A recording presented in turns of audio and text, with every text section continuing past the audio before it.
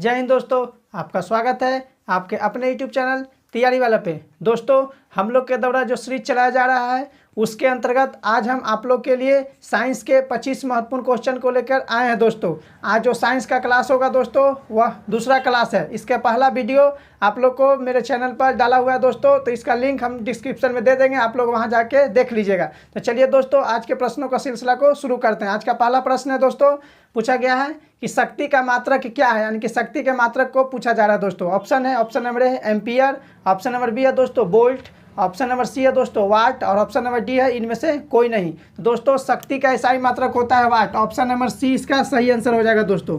शक्ति का एसआई मात्रक क्या होता है दोस्तों? वाट होता है। ऑप्शन नंबर ए में दिया हुआ है दोस्तों एम्पियर। एम्पियर जो होता है दोस्तों वह विद्युत धारा का मात्रक होता है। आप लोग ध्यान में रखिएगा, विद्युत धारा, करेंट का, विद्युत धारा का मात्रक क्या होता है दोस्तों? एम्पियर। विद्युत धारा को एम्पियर में मापते हैं दोस्तों। ऑप्शन नंबर बी में है दोस्तों वोल्ट। ऑप्शन नंबर बी में लिखा हुआ है वोल्ट। वोल्ट है दोस्तों, इससे विभवांतर मापा जाता है दोस्तों। विभवांतर को मापने वाला इकाई क्या है दोस्तों? वोल्ट। वोल्ट से हम लोग विभवांतर को मापते हैं दोस्तों। तो इसका सही आंसर हो जाएगा ऑप्शन नंबर सी वाट। अब अगले प्रश्न पर आते हैं दोस्तों। अगला प्रश्न है, ये प्रश्न है दोस्तों, ये प्रश्न को एग्जाम में पूछा हुआ प्रश्न है दोस्तों। आइए देखते हैं क्या है। सोनार निम्नलिखित द्वारा प्रयोग में लाया जाता है, यानी कि सोनार का प्रयोग कहाँ किया जाता है दोस्तों? किसके द्वारा किया जाता है? आपके सामने ऑप्शन है।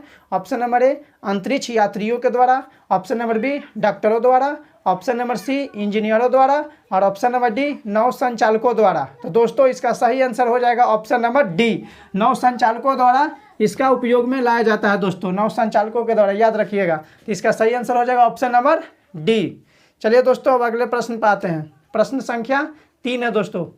पूछा गया है कि प्रकाश की तीव्रता नापने के लिए किस उपकरण का उपयोग किया जाता है, यानी कि प्रकाश की अगर हम तीव्रता नापते हैं दोस्तों तो कौन सा उपकरण का उपयोग किया जाता है? आपके सामने ऑप्शन है दोस्तों एनीमोमीटर, ऑप्शन नंबर बी है दोस्तों बैरोमीटर, ऑप्शन नंबर सी है दोस्तों लक्समीटर और ऑप्शन नंबर डी है दोस्तों अल्टीमीटर।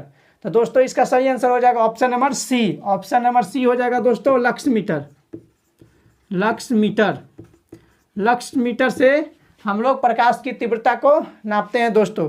इसमें ऑप्शन नंबर ए में लिखा हुआ है दोस्तों एनीमोमीटर। वायु की गति को मापा जाता है दोस्तों। हवा की गति को किससे मापा जाता है? एनीमोमीटर से। ऑप्शन नंबर ए में है दोस्तों एनीमोमीटर। एनीमोमीटर से वायु की गति मापा जाता है दोस्तों, यानी कि हवा की गति, वायु की गति को मापा जाता है किससे? एनीमोमीटर से। उसके बाद ऑप्शन नंबर बी में है दोस्तों बैरोमीटर। बैरोमीटर दोस्तों, बैरोमीटर से वायुमंडलीय दाब को मापा जाता है दोस्तों। आप लोग ध्यान में रखिएगा, वायुमंडलीय दाब, वायुमंडलीय दाब, वायुमंडलीय दाब किससे मापा जाता है दोस्तों? बैरोमीटर से, जो ऑप्शन नंबर बी में है दोस्तों। ऑप्शन नंबर डी में है अल्टीमीटर। अल्टीमीटर दोस्तों, अल्टीमीटर से वायुमंडलीय ऊंचाई को मापा जाता है। इससे अल्टीमीटर से वायुमंडलीय ऊंचाई, वायुमंडलीय ऊंचाई। अगर एग्जाम में पूछता है दोस्तों कि वायुमंडलीय ऊंचाई किससे मापा जाता है, तो आप आंसर लगाइएगा अल्टीमीटर। अगर एनीमोमीटर वायु की गति पूछता है दोस्तों तो उसका आंसर हो जाएगा एनीमोमीटर। अगर वायुमंडलीय दाब पूछता है दोस्तों तो उसका आंसर हो जाएगा बैरोमीटर। यहाँ पूछा गया है प्रकाश की तीव्रता क्या चीज़ से मापते हैं, तो इसका सही आंसर हो जाएगा ऑप्शन नंबर सी लक्समीटर दोस्तों। अब अगले प्रश्न पर आते हैं। प्रश्न संख्या 4 है दोस्तों। ये भी प्रश्न पूछा हुआ है दोस्तों, देखते हैं क्या है प्रश्न। निम्नलिखित में से कौन सी एक सदिश राशि है दोस्तों? इसमें पूछा गया है कि 4 गो ऑप्शन दिया, इसमें से सदिश राशि के बारे में पूछा गया था। आपके सामने ऑप्शन है। ऑप्शन नंबर ए संवेग, ऑप्शन नंबर बी है दोस्तों दाब, ऑप्शन नंबर सी है दोस्तों ऊर्जा और ऑप्शन नंबर डी है दोस्तों कार्य। तो दोस्तों, इसका सही आंसर हो जाएगा ऑप्शन नंबर ए संवेग। इसका सही आंसर हो जाएगा ऑप्शन नंबर ए संवेग है दोस्तों, वह सदिश राशि है। संवेग दोस्तों, स से संवेग और स से सदिश राशि, आप लोग ध्यान में रखिएगा। संवेग क्या है दोस्तों? सदिश राशि। इस तरह से इसको याद रखिएगा। संवेग, बल भी आ जाता है सदिश राशि में, ये भी आप लोग ध्यान में रखिएगा। वेग भी आ जाएगा सदिश राशि में, सब आप लोग ध्यान में इसमें रखिएगा। विस्थापन भी आता है, विस्थापन भी सदिश राशि में आता है दोस्तों। इतना सारा ध्यान में रखिएगा। संवेग हो गया सदिश राशि में, बल हो गया सदिश राशि में आता है, वेग भी आता है सदिश राशि में, और विस्थापन भी आता है दोस्तों सदिश राशि में। इसमें option number B C D जो दिया हुआ है दोस्तों वो सब अदिश राशि में आता है दोस्तों। दाब है दोस्तों, उसके बाद में ऊर्जा, उसके बाद में कार्य, ये सब तीनों है दोस्तों, ये सब अदिश राशि का उदाहरण है। अदिश राशि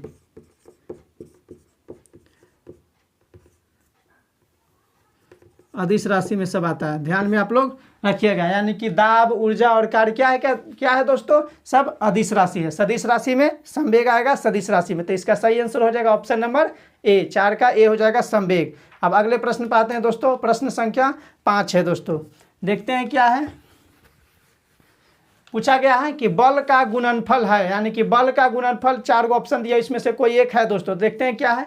ऑप्शन नंबर ए है दोस्तों, पूछा गया है द्रव्यमान और वेग का। ऑप्शन नंबर बी है दोस्तों द्रव्यमान और त्वरण का। ऑप्शन नंबर सी है दोस्तों भार और वेग का। और ऑप्शन नंबर डी है दोस्तों भार और त्वरण का। तो दोस्तों हम लोग जानते हैं कि बल का फॉर्मूला होता है F बराबर m में, F बराबर m में एक फार्मूला होता है दोस्तों। न्यूटन के दूसरे गति नियम से फार्मूला को निकाला गया है दोस्तों। तो F क्या होता है दोस्तों, फोर्स का मतलब हो गया, हिंदी हो गया बल। ये हो गया दोस्तों द्रव्यमान होता है, द्रव्यमान को m से सूचित किया जाता है दोस्तों। और ये a का मतलब हो गया त्वरण, यानी कि द्रव्यमान और त्वरण का गुणनफल क्या कहलाता है दोस्तों, बल कहलाता है। तो आपके सामने ऑप्शन नंबर बी, इसका सही हो जाएगा आंसर, ऑप्शन नंबर बी हो जाएगा दोस्तों।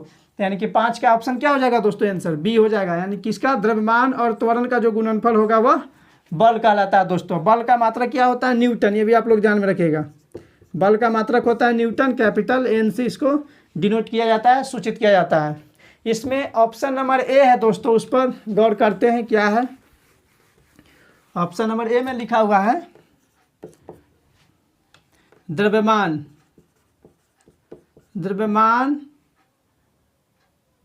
गुने वेग। दोस्तों द्रव्यमान गुने वेग, तो ये हो जाता है संवेग। संवेग बराबर होता है द्रव्यमान गुने वेग, P बराबर mv होता है दोस्तों। संवेग को P से सूचित किया जाता है, m को द्रव्यमान से, v से वेग, यानी कि P बराबर जो mv होता है दोस्तों वह क्या होता है, संवेग बराबर P बराबर mv। तो ऑप्शन नंबर ए किसका गुणनफल हो जाएगा दोस्तों, संवेग का। तो संवेग बराबर होता है द्रव्यमान गुने वेग। तो इसका सही आंसर हो जाएगा, बल का गुणनफल है द्रव्यमान और त्वरण का। ऑप्शन नंबर बी इसका सही आंसर हो जाएगा दोस्तों। अब अगले प्रश्न पर आते हैं। प्रश्न संख्या 6 है दोस्तों, इस पर ध्यान देते हैं। पूछा गया कि गुरुत्वाकर्षण के सार्वभौमिक नियम का प्रतिपादन किसने किया था, यानी कि गुरुत्वाकर्षण के बारे में कौन से वैज्ञानिक बताए थे दोस्तों। ये आसान सा प्रश्न है दोस्तों। Option number A Newton, option number B Galileo, option number C Copernicus और ऑप्शन नंबर डी दोस्तों आइंस्टीन। दोस्तों इसका सही आंसर हो जाएगा option number A Newton. Newton ने ही गुरुत्वाकर्षण के बारे में बताए थे सबसे पहले, न्यूटन। इसका सही आंसर क्या हो जाएगा दोस्तों, ए। ऑप्शन नंबर बी में है दोस्तों गैलीलियो। तो गैलीलियो जड़त्व के बारे में बताए थे, जड़त्व की इनर्शिया के बारे में बताए थे, जड़त्व। उसके बाद में ऑप्शन नंबर डी है दोस्तों, ऑप्शन नंबर डी में आइंस्टीन। आइंस्टीन ने ई बराबर mc², प्रकाश ई बराबर mc², प्रकाश विद्युत प्रभाव के बारे में बताए थे, ई बराबर mc²। ये आप लोग ध्यान में रखिएगा दोस्तों। तो इसका सही आंसर हो जाएगा ऑप्शन नंबर ए न्यूटन। अब अगले प्रश्न पर आते हैं। अगला प्रश्न है, ये भी प्रश्न है दोस्तों, एग्जाम में पूछा हुआ प्रश्न है। देखते हैं क्या है। पूछा गया है कि लेड पेंसिल में होता है, यानी कि लेड जो पेंसिल उसमें क्या होता है। आपके सामने ऑप्शन है दोस्तों, ऑप्शन नंबर ए शीशा, ऑप्शन नंबर बी शीशे का oxide, option number C graphite और ऑप्शन नंबर डी है दोस्तों शीशे का सल्फाइड। दोस्तों इसका सही आंसर हो जाएगा option number C. Lead pencil में क्या होता है दोस्तों, ग्रेफाइट होता है, ग्रेफाइट। ये आप लोग ध्यान में रखिएगा, लेड पेंसिल में होता है ग्रेफाइट। ऑप्शन नंबर सी इसका सही आंसर हो जाएगा दोस्तों। अब अगले प्रश्न पर आते हैं। प्रश्न संख्या 8 है दोस्तों, ये भी प्रश्न पूछा हुआ है। प्रश्न है दोस्तों कि भारी जल एक प्रकार का है, यानी कि भारी जल क्या है उसके बारे में पूछा गया। ऑप्शन नंबर ए है दोस्तों शीतलक, ऑप्शन नंबर बी है दोस्तों मंदक, ऑप्शन नंबर सी है दोस्तों अयस्क और ऑप्शन नंबर डी है दोस्तों ईंधन। तो दोस्तों ऑप्शन नंबर बी इसका सही आंसर हो जाएगा, मंदक के रूप में। भारी जल का प्रयोग मंदक के रूप में किया जाता है दोस्तों, मंदक। भारी जल का सूत्र हो जाता है दोस्तों D2O, ये आप लोग ध्यान में रखिएगा। इसका परमाणु द्रव्यमान हो जाएगा दोस्तों 20, ये आप लोग ध्यान में रखिएगा। साधारण का होता है 16, H2O का कितना होता है 16, लेकिन अगर भारी जल पूछेगा तो कितना हो जाएगा दोस्तों 20 हो जाएगा, आप लोग ध्यान में रखिएगा। इसका सूत्र होता है D2O, ठोस कार्बन डाइऑक्साइड इसका होता है D2O, ये आप लोग ध्यान में रखिएगा। अब अगले प्रश्न पर आते हैं, प्रश्न संख्या 9 है दोस्तों। जो भी ये प्रश्न यहाँ पर लिए हैं दोस्तों, इस सब प्रीवियस ईयर का मैं पूछा हुआ प्रश्न है दोस्तों। इस वीडियो को आप लोग 1 से 2 बार देखिएगा तो याद हो जाएगा जितना सारा प्रश्न आज में जो हम डिस्कशन कराएंगे दोस्तों। आइए देखते हैं प्रश्न संख्या 9 क्या है। अश्रु गैस है, अश्रु गैस में आपके सामने ऑप्शन है दोस्तों अमोनिया, ऑप्शन नंबर बी है दोस्तों क्लोरीन, ऑप्शन नंबर सी है दोस्तों हाइड्रोजन कार्बाइड, और ऑप्शन नंबर डी है दोस्तों हाइड्रोजन सल्फाइड। तो दोस्तों इसका सही आंसर हो जाएगा ऑप्शन नंबर ए, अमोनिया को ही अश्रु गैस कहते हैं। ऑप्शन नंबर ए इसका सही आंसर हो जाएगा अमोनिया। अमोनिया फार्मूला होता है NH3 दोस्तों, ये आप लोग ध्यान में रखिएगा। अमोनिया ना देके NH3 देगा तो NH3 ही लगाना है, NH3 इसका सूत्र होता है। तो अश्रु गैस है क्या है दोस्तों अमोनिया, ऑप्शन नंबर ए इसका सही आंसर हो जाएगा। आइए अगले प्रश्न पर आते हैं। अगला प्रश्न संख्या 10 है दोस्तों। क्या है, सभी जैव यौगिक को अनिवार्य तत्व, यानी कि सभी जैव यौगिकों में कौन सा तत्व है जो अनिवार्य है दोस्तों। आपके सामने ऑप्शन है, option number A nitrogen, option number B है दोस्तों ऑक्सीजन, ऑप्शन नंबर सी है दोस्तों कार्बन, और ऑप्शन नंबर डी है दोस्तों गंधक। तो दोस्तों जितना भी जैविक यौगिक है उसमें कार्बन पाया ही जाता है, तो ऑप्शन नंबर सी इसका सही आंसर हो जाएगा कार्बन। कार्बन इसका सही आंसर क्या हो जाएगा दोस्तों, ऑप्शन नंबर सी, 10 का सी हो जाएगा कार्बन। अब अगले प्रश्न पाते हैं, प्रश्न संख्या 11। पूछा गया है कि निम्नलिखित गैस मिश्रणों में से कौन सा गैस वेल्डिंग के लिए प्रयुक्त किया जाता है, यानी कि जहां पर वेल्डिंग होता है वहां पर कौन सा गैस का उपयोग किया जाता है दोस्तों। आइए देखते हैं आपके सामने ऑप्शन क्या क्या है। पहला ऑप्शन है दोस्तों एसिटिलीन तथा हाइड्रोजन, ऑप्शन नंबर बी है दोस्तों ऑक्सीजन तथा एसिटिलीन, ऑप्शन नंबर सी है दोस्तों हाइड्रोजन एवं ऑक्सीजन, और ऑप्शन नंबर डी है दोस्तों हाइड्रोजन तथा हीलियम। तो दोस्तों इसका सही आंसर हो जाएगा ऑप्शन नंबर बी, ऑक्सीजन तथा एसिटिलीन का प्रयोग किया जाता है। ऑप्शन नंबर बी ऑक्सीजन तथा एसिटिलीन, बिल्डिंग के लिए 2 गैस का प्रयोग किया जाता है दोस्तों। क्या चीज़, ऑक्सीजन और एसिटिलीन को मिलाते हैं तो बिल्डिंग में उसका उपयोग किया जाता है दोस्तों। तो इसका सही आंसर हो जाएगा ऑप्शन नंबर बी। दोस्तों अब अगले प्रश्न पर आते हैं, प्रश्न संख्या 12 है। पूछा गया है कि उन शराब त्रासदियों में जिनके परिणाम स्वरूप आंध्रा आती है हानिकारक पदार्थ है, यानी कि कौन सा शराब पीने से आंख क्या हो जाता है दोस्तों, अंधा हो जाता है। तो आइए देखते हैं, आपके सामने ऑप्शन है दोस्तों। पहला ऑप्शन है ethyl alcohol, option number B amyl alcohol, option number C benzene alcohol, और ऑप्शन नंबर डी है दोस्तों मेथिल एल्कोहल। तो दोस्तों आंख में जो अंधा आ जाता है, मेथिल एल्कोहल का मात्रा ज़्यादा पी लेने से आंख में क्या हो जाता है दोस्तों, आंख अंधा हो जाता है, और ज़्यादा मात्रा हो जाता है तो मृत्यु भी हो जाता है दोस्तों। तो ऑप्शन नंबर डी इसका सही आंसर हो जाएगा methyl alcohol. Methyl alcohol, methyl alcohol इसका फार्मूला होता है दोस्तों CH3OH। आप लोग ध्यान में रखिएगा, अगर ये ना दे के ये भी दे सकता है दोस्तों फंसाने के लिए, तो आप लोग CH3OH ध्यान में रखिएगा इसको। तो मेथिल एल्कोहल का मात्रा अगर ज़्यादा सेवन कर देने से आँख क्या हो जाता है दोस्तों, अंधा हो जाता है, और ज़्यादा मात्रा में कर लीजिएगा तो मृत्यु भी हो सकता है दोस्तों। आइए अब अगले प्रश्न पाते हैं, प्रश्न संख्या 13 दोस्तों। ये भी प्रश्न पूछा हुआ प्रश्न है दोस्तों, बहुत बढ़िया प्रश्न है, बहुत बार एग्जाम में इसको पूछा गया है। क्या है दोस्तों, पूछा गया है कि शक्कर के किण्वन से क्या बनता है, यानी कि शक्कर का जब किण्वन होता है तो क्या बनता है। आपके सामने ऑप्शन है, option number A ethyl alcohol, option number B methyl alcohol, option number C citric अम्ल, और ऑप्शन नंबर डी क्लोरोफिल। तो दोस्तों इसका सही आंसर हो जाएगा option number A ethyl alcohol बनता है दोस्तों। शक्कर के किण्वन से इथाइल अल्कोहल बनता है, इथाइल अल्कोहल, इथाइल अल्कोहल होता है, बनता है दोस्तों। इसका फार्मूला क्या होता है C2H5OH, ये आप लोग ध्यान में रखिएगा। साथ ही साथ मॉलिक्यूलर फार्मूला भी ध्यान में रखना है आप लोग को, इथाइल एल्कोहल। तो इसका सही आंसर हो जाएगा ऑप्शन नंबर ए। अब अगले प्रश्न पर आते हैं दोस्तों।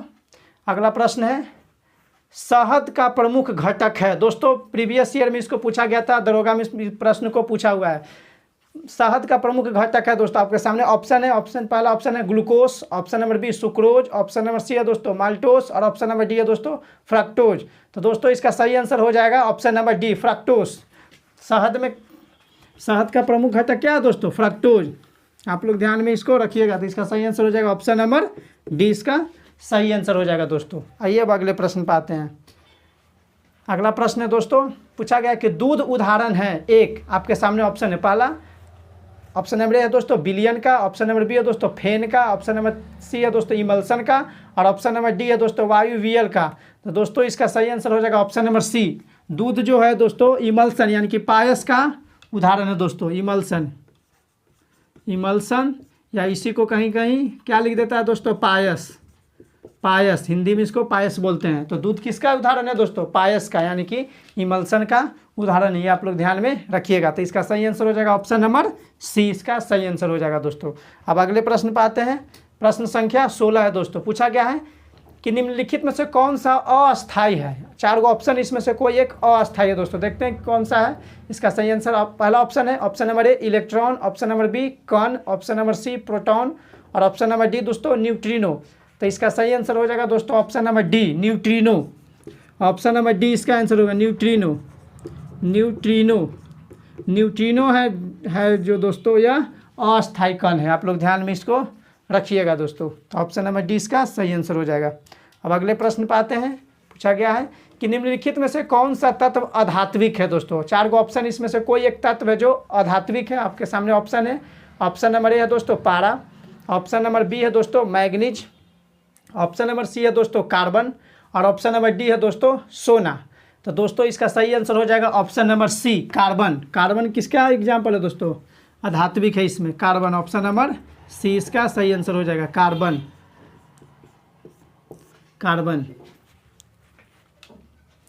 आइए अब अगले प्रश्न पर।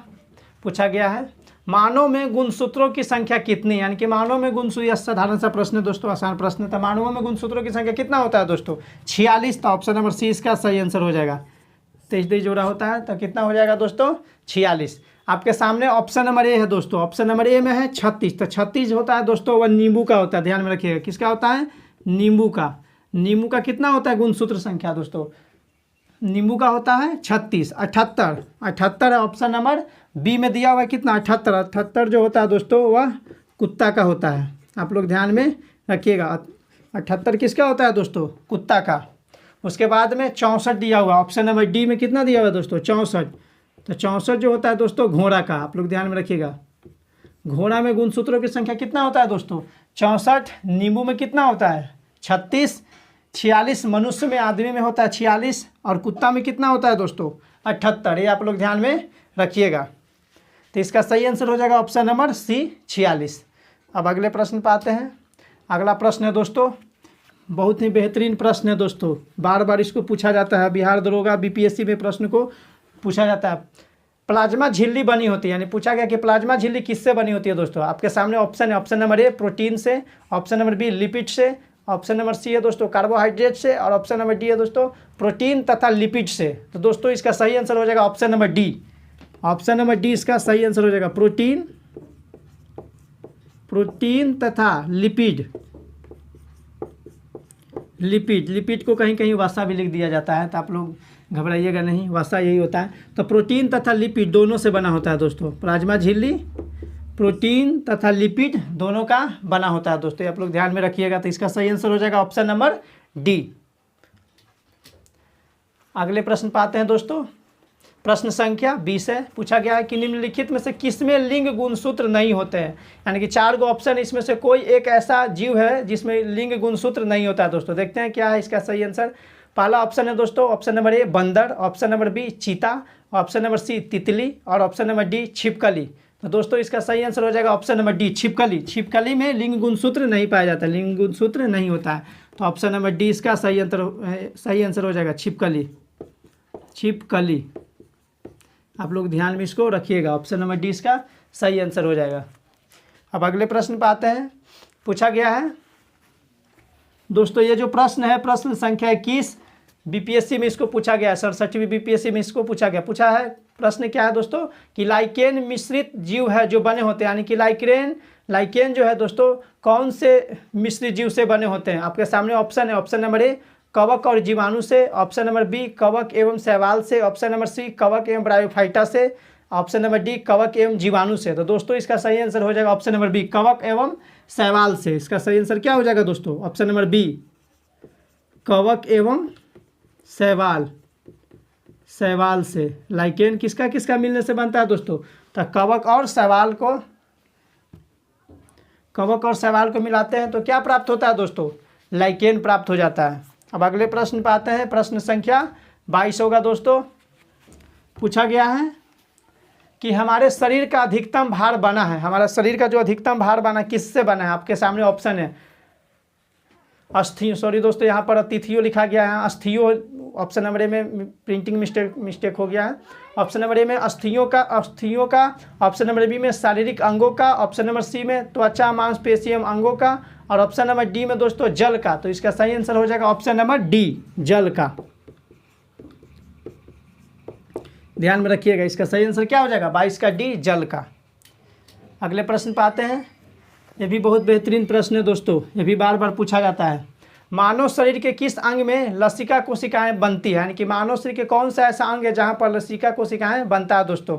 आपके सामने ऑप्शन है, ऑप्शन नंबर ए यकृत, ऑप्शन नंबर बी है दोस्तों बड़ी अस्थि, ऑप्शन नंबर सी है दोस्तों अग्न्याशय, और ऑप्शन नंबर डी है दोस्तों तिल्ली।